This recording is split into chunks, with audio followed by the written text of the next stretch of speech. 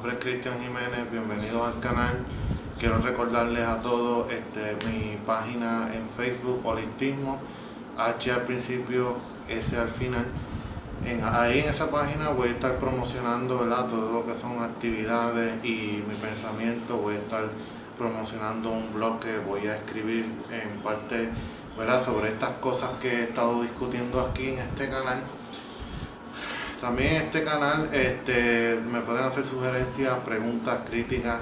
En verdad, todos bienvenidos. Le doy las gracias a todos los que nos están viendo. Estamos comenzando un nuevo movimiento en Puerto Rico de terapia filosófica. Y por ahora, ¿verdad?, les quiero agradecer a 404 Coffee and Beers en Caguas, que nos ha dado la oportunidad de estar allí.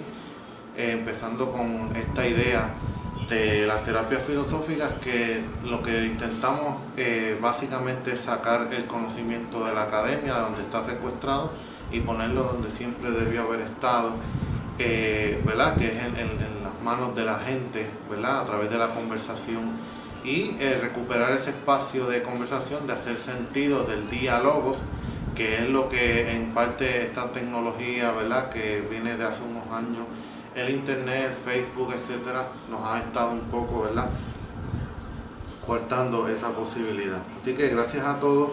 El tema que quiero resaltar hoy es cómo es que el individualismo, ¿verdad?, individualismo, pensar en yo, en esta mentalidad del yo, nos puede llevar, si no tenemos cuidado, no tenemos un equilibrio en ello, nos puede llevar a un narcisismo extremo, a aislarnos y luego hacernos intolerantes. Y por eso, ¿verdad?, lo estoy titulando que una victoria individual equivale a una derrota colectiva. Hace un tiempo atrás estaba estudiando y escribí un ensayo sobre ello, sobre la idea que tenía el prócer puertorriqueño Pedro Albizu Campos sobre el sistema electoral en Puerto Rico. Y él, ¿verdad?, cometió una frase que se ha vuelto famosa dentro de los que, ¿verdad?, de los que estudiamos esta figura histórica para nosotros, que dice que el puertorriqueño, o sea, la victoria de un puertorriqueño sobre otro es la derrota de la patria. Y entonces, con ese refrán, básicamente él está explicando cómo es que el sistema electoral, a través de esta cuestión del voto, de ir y votar por uno y votar por el otro, pues está, ¿verdad?, de cierta manera mancillando, de cierta manera cortando las posibilidades de los puertorriqueños de hacer vínculos comunes y de, ¿verdad?, de luchar en común por un bien realmente común, que sería, ¿verdad?, el que nuestro país, ¿verdad?, tenga las herramientas para tener una personalidad internacional y así vincularnos con los otros países de igual a igual, y entonces en base a eso, pues entonces tener proyectos de desarrollo futuro. Entonces, cuando yo leí ese refrán, cuando yo leí esa frase, me vinieron a la mente muchas cosas, entre ellas que tenemos un problema serio en Puerto Rico, que es que ese individualismo, y, ¿verdad?, que nos lleva al narcisismo extremo, ¿verdad?, se manifiesta de una manera bien particular en nosotros por nuestra condición social y política, que no tiene, en algunos aspectos no tiene demasiada diferencia con otros países, pero sí, dentro de eso, ¿verdad?, tenemos nuestra particularidad. Para empezar, ¿verdad?, a ambientar un poco el tema, para empezar ¿verdad?, que entiendan qué es lo que yo quiero plantearles, cuál es la problematización de hoy. Piensen, ¿verdad?, los que vivimos en Puerto Rico sabemos cómo es esto. Piensen en cuando estamos, ¿verdad?, en un tapón, hay muchos carros, y, ¿verdad?, horario por la mañana que hay muchos tapones, ¿verdad?, usted está en el carro y mira a su alrededor, y de momento, si usted mira y observa, más allá de pensar en que tengo que llegar a una hora o no al trabajo, por lo general hay un porcentaje muy alto de los automóviles que van en la calle en el tapón, de que esos automóviles van con una sola persona, entiéndase, la que va conduciendo. Entonces pues estamos obviamente en ese sentido aislados, estamos metidos dentro de un aparato con ruedas que se mueve, que se llama automóvil, y ahí tenemos una temperatura artificial, ponemos un radio donde ahí, o el celular, que ahí nosotros manejamos lo que queremos, ¿verdad? Lo que queremos acceso, y entonces eso también es un condicionante para que nosotros nos acostumbremos a no crear, ¿verdad? ese vínculo con los demás. En Puerto Rico no existe la transportación pública, o es muy poca. La transportación masiva es casi inexistente, porque el sistema lo que promociona es el automóvil privado, y es bien difícil viviendo así en un país que es el país con más carreteras por milla cuadrada del planeta, que nosotros ¿verdad? Nos acostumbremos de momento. Si viniera una reforma, que la industria automovilística no lo va a permitir obviamente, si viniera una reforma de transportación colectiva, entiéndase, una ruta viable, efectiva de automóviles, de autobuses, donde los puertorriqueños adoptemos eso y nos sentemos en un autobús, y entonces en lugar de andar con un solo automóvil a ver si conseguimos parking, etcétera, pues entonces nos montemos en ese autobús y sigamos por ahí con muchas personas y tengamos la oportunidad de interactuar y ver a otras personas y ver cómo actúan, etcétera. Tal vez ahí pudiera estar una de las claves de cómo nosotros podemos acometer y entender ese problema. También el mismo automóvil con sus clasificaciones, ¿verdad? Ya que estamos en el país del automóvil, con sus clasificaciones, pues entonces también tiene un condicionante. ¿A qué me refiero? Piensen que un automóvil sale un modelo X o Y, y dentro de ese modelo pues hay clasificaciones. Está el modelo caro, está el modelo más mediano, está el modelo más barato. Y entonces, ¿qué es lo que pasa con eso? Que obviamente o sea, la industria automovilística va a buscar que usted escoja dentro de esas clasificaciones lo más que pueda pagar. Obviamente no hacen un solo automóvil de calidad, ¿verdad? Un solo modelo de calidad para que todos tengan la calidad, ¿verdad? Y entonces se fomenta ¿verdad? Ese espíritu de competencia, porque yo voy, ¿verdad? Yo consumidor, voy a buscar el que tiene más herramientas, el que tiene más aditamentos. Pero ¿qué pasa? Si no puedo, pues tengo la opción del otro un poco más barato.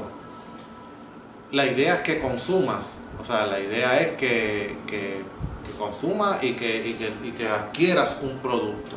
Pero aquel que pudo adquirir el producto más caro, pues entonces se refleja, ¿verdad? Se proyecta con un acceso a unas oportunidades mucho más amplias, ¿verdad? Que nosotros. Nosotros los puertorriqueños estamos expuestos a eso todos los días, y se nos escapa de lo cotidiano porque muchos de nosotros trabajamos 8 o 9 horas al día, porque tenemos unos horarios. En ese sentido no somos libres, sino que tenemos tiempo libre, ¿verdad? Vamos a suponer, normalmente de lunes a viernes 8 a 5, y sábado y domingo tengo libre, o sea, tengo un tiempo libre. Quiere decir que el resto del tiempo no es libre, es comprometido, y muchas de esas energías que consumes en tu tiempo libre es para reproducir esa fuerza de trabajo, para que luego vuelvas otra vez al trabajo. Entiéndase, los días libres, pues usted lava la ropa, usted viene y limpia la casa, o busca la comida del supermercado. En su inmensa mayoría de ellos es precisamente para poder tener energía y los recursos para volver otra vez al trabajo. Entonces, en ese sentido, este tipo de dinámica que estamos viviendo nos lleva, ¿verdad?, al aislamiento, y ese aislamiento es potenciado ¿verdad? Y tiene una promoción inmensa a través de los medios, a través de los recursos que tiene el poder. Entiéndase, la gente rica, la gente millonaria que nosotros no vemos en los medios regularmente, pero que están detrás de todo este andamiaje para que nosotros entendamos las cosas de acuerdo a unas categorías que ellos crean. Yo soy un crítico fuerte de este concepto de autoayuda, porque entiendo que no es autoayuda, o sea, no es la construcción de ti mismo con tus propios recursos, es que la autoayuda viene, detrás de esa autoayuda, esa supuesta autoayuda, viene un experto, una figura del experto, porque nunca habíamos tenido tantos expertos en todo a través de la historia. Entonces ese experto te dice cómo hacer, qué hacer, te diagnostica, tipo psicólogo, psiquiatra, y entonces te da un tipo de manual de cómo llegar a aquello que llaman la felicidad. En todo ese proceso no hay una verdadera referencia con tus propios recursos, o sea, no te problematizan eso, lo que hay es un diagnóstico desde afuera y una solución a ese diagnóstico. Entonces, si uno en realidad se va a construir uno mismo, no hay la necesidad de una figura tal como un experto que te lo diga. Entonces, pues, en resumidas cuentas, ¿por qué yo planteo que el individualismo, o sea, la victoria individual es equivale a una derrota colectiva? Entre otras cosas porque nosotros los seres humanos no podemos hacer sentido a nuestras vidas solos, o sea, no podemos existir, el existere, entiéndase, el crear sentido para nuestras vidas. No se puede por muchas razones, pero voy a dar algunos puntos para que entiendan más lo que digo. O sea, si usted se pone a estudiar la historia de la humanidad, entiéndase, yo soy profesor de humanidades y planteo esto mucho en mis clases.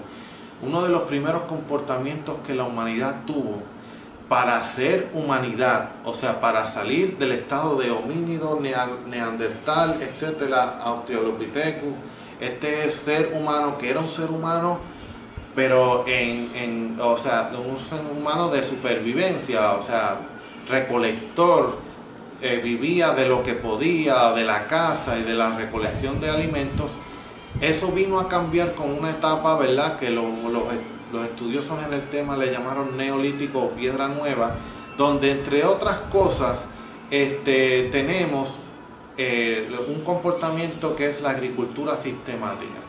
La agricultura, con su necesidad de cooperación, fue este primer elemento que nosotros los seres humanos adoptamos para entonces hacernos humanos. ¿Por qué? Porque la agricultura necesita cooperación, necesita unos adiestramientos, necesita una jerarquización del trabajo, ¿entiendes?, una asignación de roles. Y para que eso sea efectivo necesitamos en aquel momento y necesitamos todavía ahora, porque todavía la humanidad vive de eso, de la agricultura sistemática. Aunque usted no viva de la agricultura, ¿verdad?, porque quizás trabaja en una oficina, ese tomate o ese arroz o eso que se comió hoy lo tuvo que haber cultivado algún agricultor en la historia. Lo que pasa es que ahora lo que tenemos, ¿verdad?, en este siglo XXI, siglo XX también lo tuvimos, es esta comercialización, esta industrialización masiva del alimento, que de eso podemos hablar luego.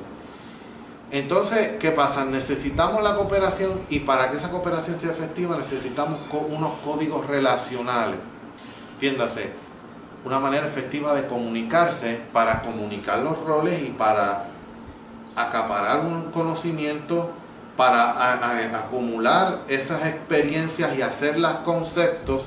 Y para eso llegó el lenguaje. El lenguaje y los idiomas, que ya eso es otro tema aparte, pero el lenguaje es este primer código relacional que tuvimos, ¿verdad?, porque tuvimos la necesidad de, una vez que aprendimos nosotros a almacenar y a procesar esos alimentos sistemáticamente y a trabajar la tierra y a tomar el medio ambiente y, ¿verdad?, y forzarlo o tomar ese medio ambiente como una forma de vida, no adaptarte a él, sino forzarlo a que produzca una serie de alimentos para nuestra supervivencia. necesitamos necesitamos la escritura, necesitamos las matemáticas, y todo eso en algún momento conformó lo que nosotros llamamos cultura, que es lo que te hace esencialmente humano, aquello que te diferencia de los animales, porque en esta cultura, ¿verdad? Es todo lo que te permite ser humano: el idioma, las artes, la música, etcétera. Todo lo que te permite ser humano, entiéndase. Los animales no tienen eso, porque los animales no tuvieron nunca la necesidad de, ¿verdad? de hacer agricultura sistemática, porque ellos tienen otro sistema que se llama el instinto. De eso también puedo hablar luego, que ya los va guiando. Pero nosotros los seres humanos no tenemos eso. Nosotros tenemos que continuamente crear sentido a nuestra vida, y una vez resolvimos ese problema, y puede estudiar las civilizaciones de Mesopotamia y Egipto, que son las más ejemplares para nosotros acá en Occidente. Una vez que resolvimos ese problema, pues entonces llegó la religión, llegó el arte y llegó la cultura a suplir esa necesidad, ¿verdad? Porque cubrimos las necesidades básicas.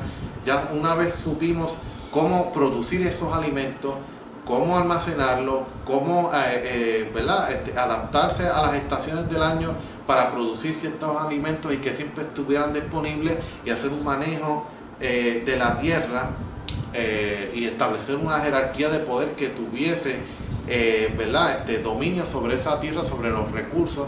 Pues entonces necesitamos necesariamente, ¿verdad? Obviamente, valga la redundancia, necesitamos después cubrir esa necesidad de continuo sentido a nuestras vidas, y ahí llegó el arte, etcétera. Hay que resaltar que, ¿verdad? Que nosotros en civilización tuvimos algo que se llama el excedente. Siempre sobraba algo de esas cosechas o de esa producción de alimentos, y en base a esos excedentes se creó lo que es la institución del Estado. Y la institución del Estado, pues obviamente tuvo que crear leyes, tuvo que hacer límites, tuvo que, ¿verdad? Que fijarse, ¿verdad? Fijar una jerarquía, un elitismo, para entonces poder conducir como mejor entendían en aquel momento, y como mejor entienden ahora los seres humanos, poder conducir los destinos de esa sociedad.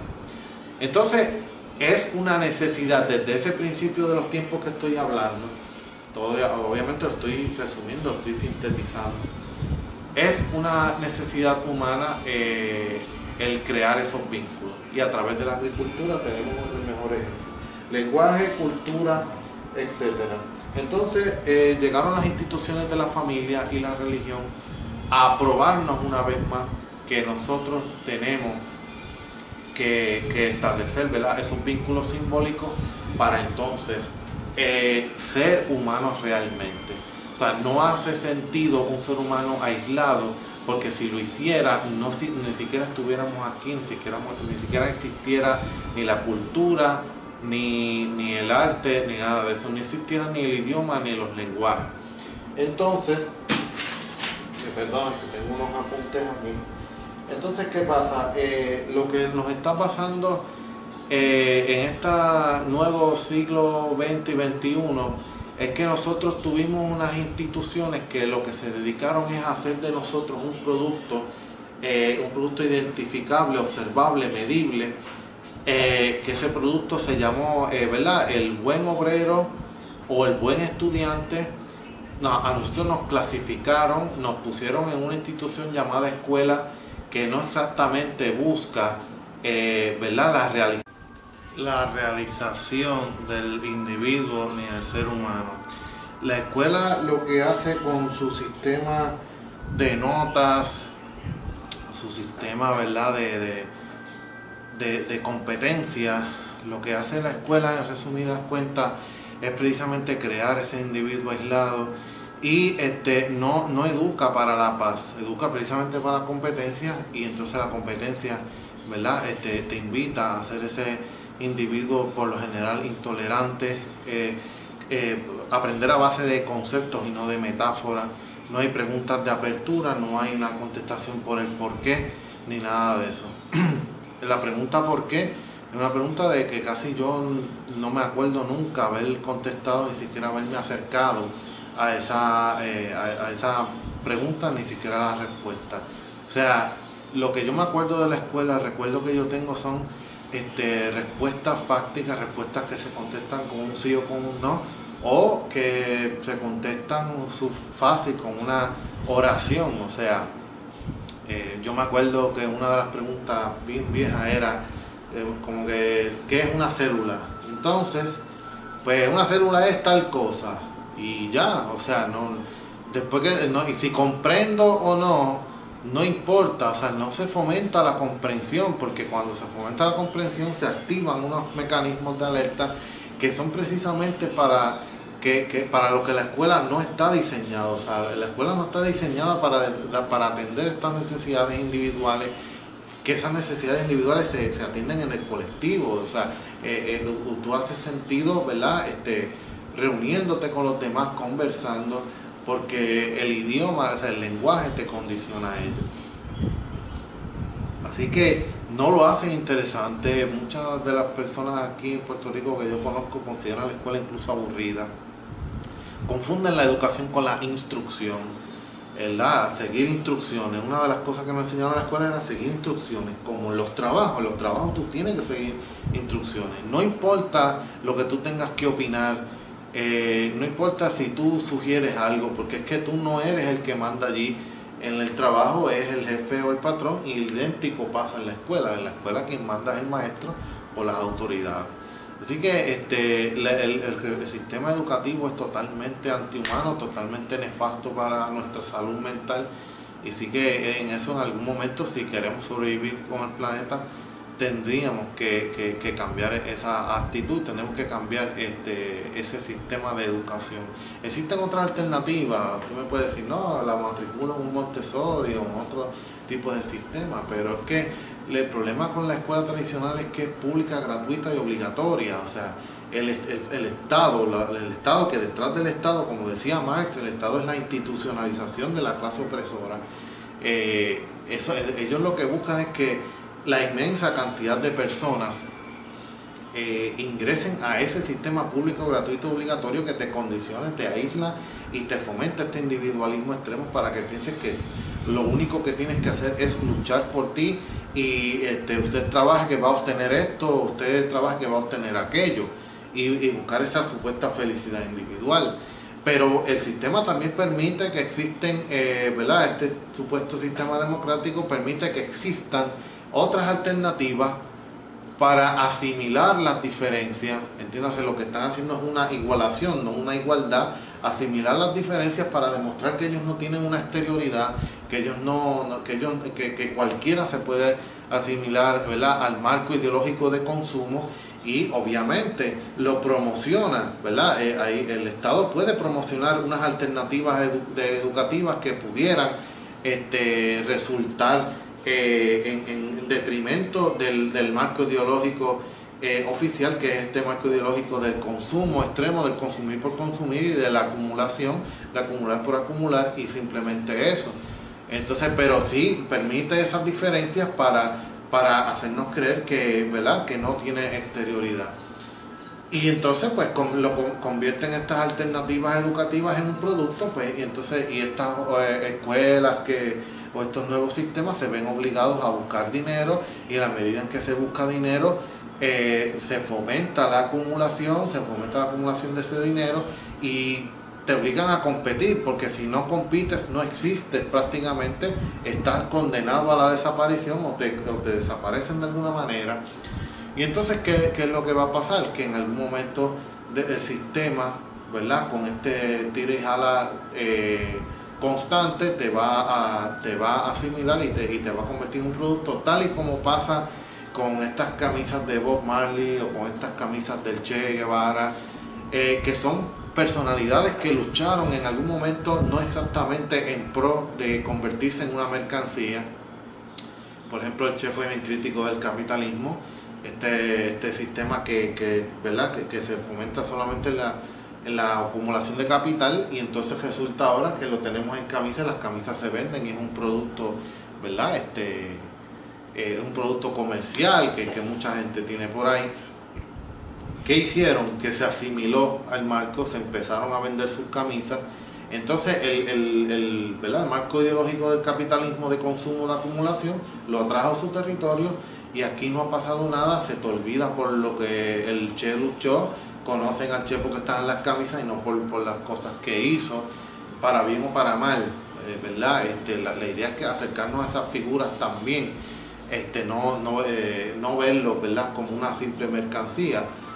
Se fomenta, ¿verdad? Se hace creer los medios, y la mercancía nos hace creer que esa figura que está ahí es una figura para tenerla simplemente en una camisa y no para analizar sus vivencias y para aprender de ella.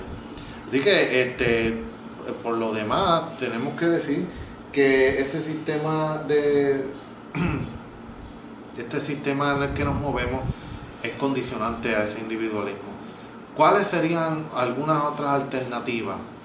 Pues bueno, estas alternativas que les voy a dar vienen precisamente de personas con las que he tenido contacto, que no necesariamente han estudiado arte, ni humanidades, ni historia, ni nada, pero sí, obviamente son personas, existen, tienen familias, están en el entorno, y el entorno los obliga a reaccionar. Una de las alternativas que nos hemos ventilado, especialmente lo de las terapias filosóficas, es la conciencia ambiental. Porque si hablamos de que una victoria individual es una derrota colectiva, ¿entiendes? El individualismo aislado llevado al narcisismo extremo evita que tengamos relación con los demás. Y eso es un problema y eso nos está haciendo daño. Ya lo hemos planteado, pues, ¿verdad?, con el principio de los tiempos, cómo es que nos hicimos humanos, no en el individualismo, sino en el colectivo. Y estamos programados para eso, para vivir en colectivo. Si tenemos ese problema, pues entonces, ¿verdad?, simplemente apuntar y proponer unas soluciones. Y una bien interesante y bien necesaria, entiendo yo, sería la conciencia ambiental. La conciencia ambiental, el adoptar un estilo de vida que te invite a reflexionar y a vivir en pro y amigable con el ambiente, es necesariamente un acto para evitar el individualismo, porque te obliga a vivir. O sea, tú no lo estás haciendo simplemente por ti, lo estás haciendo por el planeta, porque incluso es hasta incómodo. O sea, yo estoy tratando de hacerlo y yo ahora tengo mi sorbeto, ¿verdad?, con su cepillito, etcétera, y a veces es hasta incómodo y es cuestión de costumbre, obviamente, pero es mucho más fácil ir a un sitio y que te den el sorbetito de plástico y tú lo botas y ya, eso es más fácil. Ahí estás pensando en tu comodidad y no en la ¿verdad?, en el resultado que tiene para el ambiente. Entonces, si adoptamos este estilo de vida, ya estamos empezando a tomar un poco de nosotros para que los demás, o para que el resto del planeta viva un poco mejor. Eso viene atado también con ¿verdad?, con una adopción de una alimentación mejor. El fast food hace daño, es cancerígeno, es nefasto para la salud y es nefasto para el ambiente. O sea, produce demasiada basura. Un combito de 4 o 5 pesos produce demasiada basura. Entonces, evitar esos lugares, porque tienes todas las de ganar si los evitas. Claro, me han dicho, no, que es que no tengo tiempo, que es más fácil comprarme un combito allá. Pues entonces tienes otro problema más serio. O sea, resulta que no tienes tiempo para comer. O sea, que te están quitando hasta eso en virtud de un trabajo de 7.25 la hora, o lo que sea que ganes. La idea es que uno tiene el derecho de tomarse el tiempo para alimentarse, no comer, alimentarse. Entonces, pues reflexiona más, sigue reflexionando para que veas que el sistema te está acomodando a todo lo contrario a lo que tú necesitas. O sea, lo que necesita el sistema es que tú no te cuestiones estas cosas y que sigas yendo al fast food para que te enfermes y que el plan médico siga obteniendo beneficios de ti, para que sigas yendo al fast food y esa gente sigan teniendo ganancias, y para que el patrono siga ¿verdad?, reproduciendo, ¿verdad?, explotándote, y tú puedas reproducir esa fuerza de trabajo para alguien y para algo, no para ti. Y eso nos está haciendo daño y le está haciendo daño al planeta.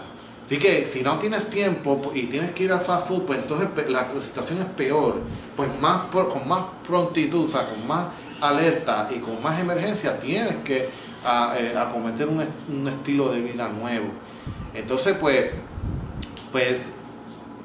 obviamente no es fácil, en el principio es difícil, pero se puede hacer y es satisfactorio, y ya vamos a ver cómo nos estamos desintoxicando el cuerpo y la mente. La conciencia ambiental y la alimentación van de la mano, te desintoxicas el sistema, te vas a sentir mejor, respiras mejor, piensas mejor, y el resultado es que tienes experiencias mucho más placenteras, mucho más duraderas. Y esto no es un estilo de vida para verse bien, para relajarse o para rebajar, para verse con un cuerpo bonito, etcétera. Esto tiene que ver con un planteamiento moral, con algo de respeto, con algo que tiene que ver mucho más con algo ético. O sea, yo estoy aquí en este mundo para vivir solamente para mí, y qué voy a dejar. O sea, yo voy a morir en algún momento, y qué van a poder decir de mí cuando me entierren. Que fui esto, que tuve esto. Yo prefiero que digan: aporté esto, gracias a que esta persona existió y fomentó esto, nosotros hoy podemos pensar un poco mejor, etcétera, etcétera. Posiblemente esa sea una mejor despedida, porque en algún momento nos tenemos que despedir de este mundo. Eso es una cosa inevitable. Así que ser agradecido, otra de las, ¿verdad? Estoy leyendo, ¿verdad? Otra de las soluciones: ser agradecido, ejercitar la mente, leer, sembrar y envolverse en política. Todos esos sistemas, todo eso es lo contrario a lo que nosotros nos han hecho. O sea, la escuela no nos enseñó a leer comprensivamente, nos enseñó a ver qué dice ahí. Las clases de agricultura, por lo menos en Puerto Rico, son casi inexistentes, y es una clase y después se te olvida cómo sembrar. Pero en la casa, como no tienes esa práctica, pues no, ¿verdad? Y tener un huerto en tu casa es un acto de rebelión, leía yo hace poco, porque precisamente lo que quiere el sistema es que tú le compres los productos a ellos, en lugar de producirlos. Todo lo que tenga que ver con una gestión autónoma, con una autogestión, con algo de no depender, porque eso es otra. El sistema te obliga a depender, el sistema de consumo te obliga a depender para que consumas, y esa dependencia te lleva a la ignorancia y al miedo, porque entonces, y ese miedo te lleva a la desposesión de tus propios recursos. Te desposees, y entonces obviamente ese miedo te lleva a ser intolerante con el que es diferente, ¿verdad? El miedo es la principal arma del sistema, y el miedo se siembra en las iglesias.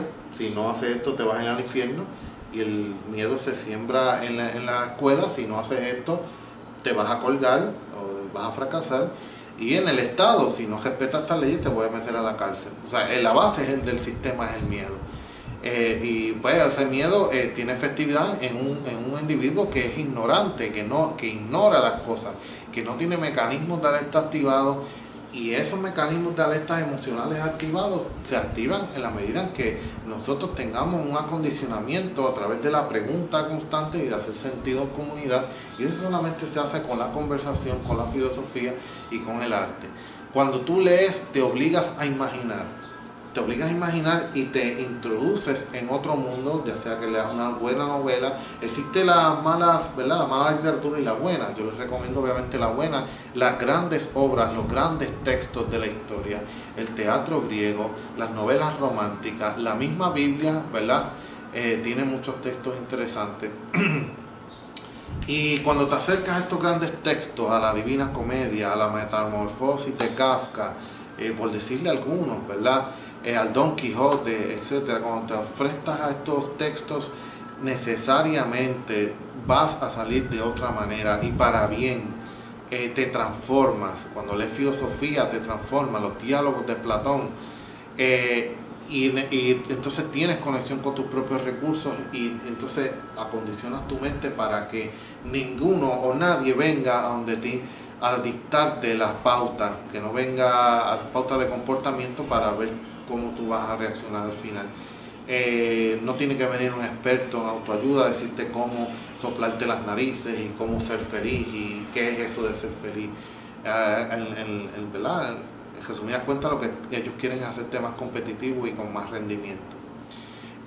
Así que esas son unas posibles soluciones. Espero, ¿verdad?, haber aportado en algo ¿verdad? A la discusión, a la reflexión. Y por supuesto, obviamente,